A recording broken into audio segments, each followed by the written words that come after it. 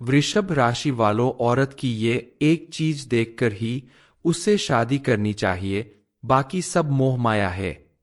नमस्कार दोस्तों, आप भी अगर वृषभ राशि के जातक है, आपका विवाह अभी नहीं हुआ है, आप विवाह के लिए जीवनसाथी की तलाश कर रहे हैं, तो आपके लिए यह वीडियो बेहद सार्थक साबित होने वाला है, क्योंकि हमारे गुरुजी का कहना है कि वृषभ राशि वालों, औरत की ये एक चीज देखकर ही उससे शादी करनी चाहिए, बाकी सब मोह माया है। आप भी इस जानकारी को प्राप्त करने के बाद ही अपने लिए जीवनसाथी की तलाश करें, क्योंकि किसी भी व्यक्ति को सोच समझकर ही विवाह करना चाहिए, अन्यथा आपके जीवन में कई सारी परेशानियां आ सकती है, आपका बहुत बड़ा नुकसान हो सकता है, क्योंकि जो पुरुष स्त्री की इन चीजों को देखकर विवाह कर लेता है, उसे जीवन भर पछताना पड़ता है। इसलिए आप भी औरत की ये एक चीज देखकर ही अपना विवाह करें, ताकि आपका वैवाहिक जीवन पूरी तरह से सुख और शांति भरा हो। आज हम आपको एक कहानी के माध्यम से बताने की कोशिश करेंगे कि औरत की कौन सी चीज देखकर विवाह करना चाहिए और क्यों। इस बारे में फुल इन्फॉर्मेशन के लिए वीडियो को पूरा जरूर देखें। प्राचीन काल से ऐसी मान्यता है कि जो पुरुष स्त्री की सुंदरता के मोह जाल में फंस जाता है, उसका विनाश निश्चित है। बड़े बड़े ऋषि मुनियों ने भी अपना तप भंग किया है स्त्री की सुंदरता देखकर। इसलिए आप भी मात्र सुंदरता देखकर अगर विवाह करते हैं, तो आपके जीवन में भी बहुत सारी परेशानियां आ सकती है। जो पुरुष औरत की सुंदरता के पीछे भागता है, वो अपने विनाश का कारण खुद बनता है। इस बात को समझने के लिए आप इस कहानी को पूरा जरूर सुने। प्राचीन काल की बात है, मध्य देश में एक बेहद खूबसूरत नगर था। उस नगर में एक सेठ रहता था जो तरह तरह की चीजें बेचकर अपना व्यापार करता था। उसकी एक खूबसूरत बेटी थी जिसका नाम था सुकन्या, जो बेहद खूबसूरत, चरित्रवान और गुणवंती थी। वो अपने माता पिता की बेहद लाडली थी। समय के साथ साथ धीरे धीरे सुकन्या जब बड़ी होने लगी, तो उसके माता पिता को उसके विवाह की चिंता सताने लगी। उसी नगर के राजा का एक पुत्र था जो बेहद चंचल और उन्मत्त स्वभाव का था। हर वक्त खूबसूरत लड़कियों के बीच बैठकर शराब पीता था और नाच गाने किया करता था। एक दिन राजकुमार अपने घोड़े पर सवार होकर नगर भ्रमण करने निकला, तो उसने सेठ की खूबसूरत लड़की सुकन्या को देखा और उसकी खूबसूरती पर मोहित हो गया। घर आकर वह उदास होकर अपने कमरे में लेट गया और कई दिनों तक अपने कमरे से बाहर नहीं निकला। उसने खाना पीना भी छोड़ दिया। तब राजा ने अपने बेटे का हाल जानने के लिए जब उसके कमरे में जाकर पूछा कि आखिर क्या बात है जो तुम इतने उदास हो और इस तरह कमरे में पड़े हो, तब राजकुमार ने बताया कि उसने नगर सेठ की लड़की सुकन्या को देखा है, जो बेहद खूबसूरत है और वह उसी से विवाह करना चाहता है। राजा ने जब यह बात सुनी तो अपने दूत को भेजकर सेठ को बुला लिया और सेठ से कहा कि मेरा पुत्र यानी इस नगर का राजकुमार आपकी पुत्री से विवाह करना चाहता है, मुझे भी ये रिश्ता मंजूर है।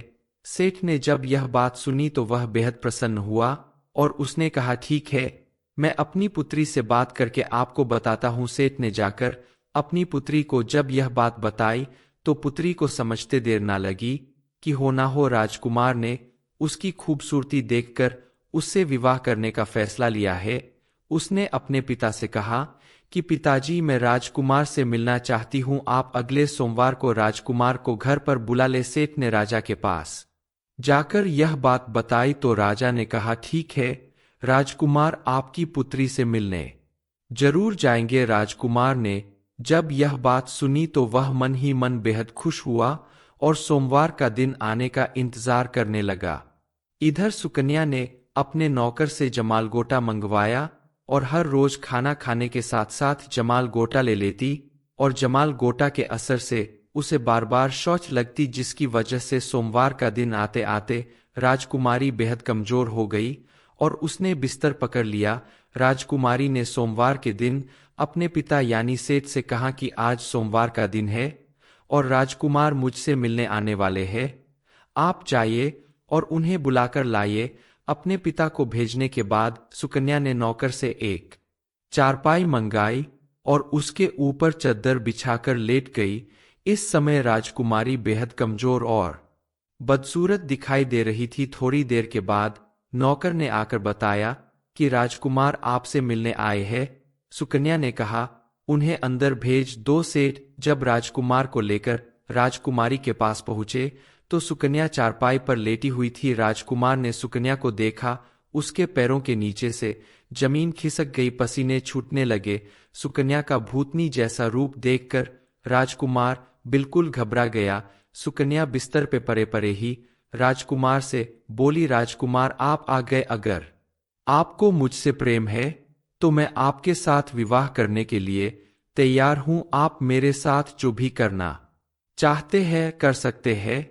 मैं हर तरह से आपके लिए समर्पित रहना चाहती हूं, जीवन भर आपका साथ देना चाहती हूं। सुकन्या के इतना कहते ही राजकुमार वहां से भागता हुआ अपने महल वापस आ गया और उसे समझ आ गया कि संसार जैसा दिखता है वैसा नहीं है, सब मोह माया है। जिस सुंदरता को देखकर मैंने खाना पीना छोड़ दिया था, उसे पाने के लिए बेचैन था, वह सुंदरता तो कुछ ही दिनों में नष्ट हो गई। ऐसा सोचकर राजकुमार को संसार से विरक्ति हो गई और वह संन्यास लेकर वन में जाकर ईश्वर की भक्ति में लीन हो गया। उसके अंदर से मोह माया और लालच खत्म हो गया। सुकन्या ने भी राजकुमार को यही समझाना चाहा था कि जिस रूप को देखकर राजकुमार इतना व्याकुल हो उठा था और बिना सोचे समझे उससे विवाह करना चाहता था, उस रूप के ढलने के बाद कैसा महसूस होता है। क्योंकि रूप उम्र के साथ साथ ढल जाता है, लेकिन किसी भी व्यक्ति का मन, उसका व्यवहार और उसका प्रेम कभी कम नहीं होता। इसलिए इस कहानी से यही समझ में आता है कि शरीर की सुंदरता सिर्फ दिखावा है, असली सुंदरता मन की सुंदरता होती है। इसलिए औरत से विवाह करने से पहले औरत के मन को परखना चाहिए, ना कि केवल सुंदरता देखकर विवाह कर लेना चाहिए। क्योंकि पुरुष अगर ऐसा करते हैं तो आगे जाकर आपको कई सारी मुसीबत का सामना करना पड़ सकता है। सुंदरता सिर्फ मोह माया है, वास्तव में असली सुंदरता किसी भी व्यक्ति का गुण होता है। किसी भी व्यक्ति का अच्छा व्यवहार, उसकी अच्छी आदतें ही आगे काम आती है। सुंदरता महत्व रखती है, लेकिन अच्छे गुण और व्यवहार के बाद, ना कि सबसे पहले औरत की यह एक चीज देखकर ही उससे विवाह करना चाहिए। वृषभ राशि वालों, औरत की ये एक चीज देखकर ही उससे शादी करनी चाहिए, बाकी सब मोह माया है। नमस्कार दोस्तों, आप भी अगर वृषभ राशि के जातक है, आपका विवाह अभी नहीं हुआ है, आप विवाह के लिए जीवनसाथी की तलाश कर रहे हैं, तो आपके लिए यह वीडियो बेहद सार्थक साबित होने वाला है। क्योंकि हमारे गुरुजी का कहना है कि वृषभ राशि वालों, औरत की ये एक चीज देखकर ही उससे शादी करनी चाहिए, बाकी सब मोह माया है। आप भी इस जानकारी को प्राप्त करने के बाद ही अपने लिए जीवनसाथी की तलाश करें, क्योंकि किसी भी व्यक्ति को सोच समझकर ही विवाह करना चाहिए, अन्यथा आपके जीवन में कई सारी परेशानियां आ सकती है, आपका बहुत बड़ा नुकसान हो सकता है। क्योंकि जो पुरुष स्त्री की इन चीजों को देखकर विवाह कर लेता है, उसे जीवन भर पछताना पड़ता है। इसलिए आप भी औरत की ये एक चीज देखकर ही अपना विवाह करें, ताकि आपका वैवाहिक जीवन पूरी तरह से सुख और शांति भरा हो। आज हम आपको एक कहानी के माध्यम से बताने की कोशिश करेंगे कि औरत की कौन सी चीज देखकर विवाह करना चाहिए और क्यों। इस बारे में फुल इंफॉर्मेशन के लिए वीडियो को पूरा जरूर देखें। प्राचीन काल से ऐसी मान्यता है कि जो पुरुष स्त्री की सुंदरता के मोह जाल में फंस जाता है, उसका विनाश निश्चित है। बड़े बड़े ऋषि मुनियों ने भी अपना तप भंग किया है स्त्री की सुंदरता देखकर। इसलिए आप भी मात्र सुंदरता देखकर अगर विवाह करते हैं तो आपके जीवन में भी बहुत सारी परेशानियां आ सकती है। जो पुरुष औरत की सुंदरता के पीछे भागता है, वो अपने विनाश का कारण खुद बनता है। इस बात को समझने के लिए आप इस कहानी को पूरा जरूर सुने। प्राचीन काल की बात है, मध्य देश में एक बेहद खूबसूरत नगर था। उस नगर में एक सेठ रहता था जो तरह तरह की चीजें बेचकर अपना व्यापार करता था। उसकी एक खूबसूरत बेटी थी जिसका नाम था सुकन्या, जो बेहद खूबसूरत, चरित्रवान और गुणवंती थी। वो अपने माता पिता की बेहद लाडली थी। समय के साथ साथ धीरे धीरे सुकन्या जब बड़ी होने लगी तो उसके माता पिता को उसके विवाह की चिंता सताने लगी। उसी नगर के राजा का एक पुत्र था जो बेहद चंचल और उन्मत्त स्वभाव का था। हर वक्त खूबसूरत लड़कियों के बीच बैठकर शराब पीता था और नाच गाने किया करता था। एक दिन राजकुमार अपने घोड़े पर सवार होकर नगर भ्रमण करने निकला तो उसने सेठ की खूबसूरत लड़की सुकन्या को देखा और उसकी खूबसूरती पर मोहित हो गया। घर आकर वह उदास होकर अपने कमरे में लेट गया और कई दिनों तक अपने कमरे से बाहर नहीं निकला। उसने खाना पीना भी छोड़ दिया। तब राजा ने अपने बेटे का हाल जानने के लिए जब उसके कमरे में जाकर पूछा कि आखिर क्या बात है जो तुम इतने उदास हो और इस तरह कमरे में पड़े हो। तब राजकुमार ने बताया कि उसने नगर सेठ की लड़की सुकन्या को देखा है जो बेहद खूबसूरत है और वह उसी से विवाह करना चाहता है। राजा ने जब यह बात सुनी तो अपने दूत को भेजकर सेठ को बुला लिया और सेठ से कहा कि मेरा पुत्र यानी इस नगर का राजकुमार आपकी पुत्री से विवाह करना चाहता है। मुझे भी ये रिश्ता मंजूर है।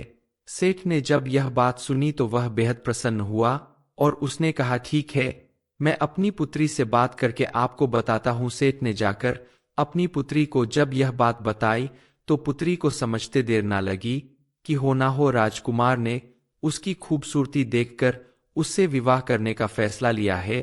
उसने अपने पिता से कहा कि पिताजी, मैं राजकुमार से मिलना चाहती हूँ, आप अगले सोमवार को राजकुमार को घर पर बुला ले। सेठ ने राजा के पास जाकर यह बात बताई तो राजा ने कहा, ठीक है, राजकुमार आपकी पुत्री से मिलने जरूर जाएंगे। राजकुमार ने जब यह बात सुनी तो वह मन ही मन बेहद खुश हुआ और सोमवार का दिन आने का इंतजार करने लगा। इधर सुकन्या ने अपने नौकर से जमाल गोटा मंगवाया और हर रोज खाना खाने के साथ साथ जमाल गोटा ले लेती और जमाल गोटा के असर से उसे बार बार शौच लगती, जिसकी वजह से सोमवार का दिन आते आते राजकुमारी बेहद कमजोर हो गई और उसने बिस्तर पकड़ लिया। राजकुमारी ने सोमवार के दिन अपने पिता यानी सेठ से कहा कि आज सोमवार का दिन है और राजकुमार मुझसे मिलने आने वाले हैं। आप जाइए और उन्हें बुलाकर लाइए।